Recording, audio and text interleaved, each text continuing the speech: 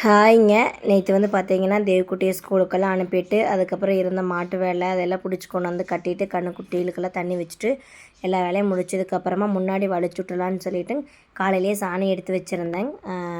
பார்த்தோம் லாஸ்ட்டு எப்போ வலிச்சதுன்னா பார்த்தீங்கன்னா, சரஸ்வதி நோம்பு எப்போ வலிச்சது, தீபாவளிக்கு வலிக்கலான்ட்டு இருந்தேன். ஆனால் வலிக்க முடியலை.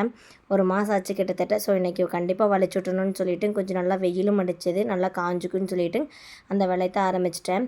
காலையிலேயே ஹஸ்பண்ட்கிட்ட வந்து பார்த்திங்கன்னா கார் எடுத்து வெளியே நிறுத்த சொல்லியிருந்தேன். அவர் வந்து பார்த்திங்கன்னா மறந்துட்டு போயிட்டாங்க. அப்புறம் ஹேண்ட் பேக் எடுத்து விட்டுட்டு நானே லைட்டாக முன்னாடி தள்ளி நிறுத்திட்டேன். அதுக்கப்புறம் பார்த்திங்கன்னா எங்களது மேகோட்லேருந்து கிழகோடு வரைக்கும் 50 அடி இருக்குது முன்னாடி. ஆனாலும் பார்த்திங்கன்னா கரெக்டாக இருக்குது. வண்டிக, காரு, மாட்டு வண்டி, குருவிக்குண்டு, இப்போ புதுசாக சாஃப் கட்ரு எல்லாம் வச்சு பார்த்தா ஃபுல்லாயிரும். முன்னாடி பந்தல் ஃபுல்லாக ஏதாச்சும் ஒன்று இருந்துகிட்டே தான் இருக்கும். நடக்கிறதுக்கு மட்டும்தான் கேப் இருக்கும்.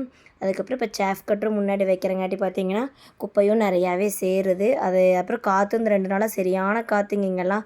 அந்த புயல்னு சொல்லியிருந்தாங்காட்டி பார்த்திங்கன்னா நல்லாவே காற்று.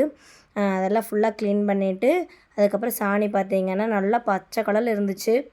ஏன்னா நல்லா இப்போல்லாம் மழை பெஞ்சு பச்சை விழுந்தங்காட்டி மாடு பச்சை சாப்பிட்றங்காட்டி நல்லாவே கலர் பொடியே போட வேண்டியதில்லை. அவ்வளோ சூப்பராக இருந்துச்சு.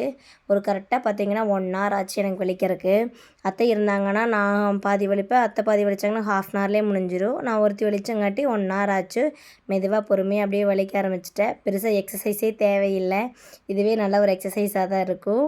வலிச்சு முடிச்சு பார்க்கையில சூப்பராக இருந்துச்சு. க்ரீன் கலரில் லல்லி பார்த்திங்கன்னா மேகோட்லேருந்து திண்ணையிலேயே எங்கூட எனக்கு நேராக அப்படியே உட்காந்து பார்த்துட்டே வந்துட்டு இருந்தா கடைசிக்கு கிழகோடு வரைக்கும்.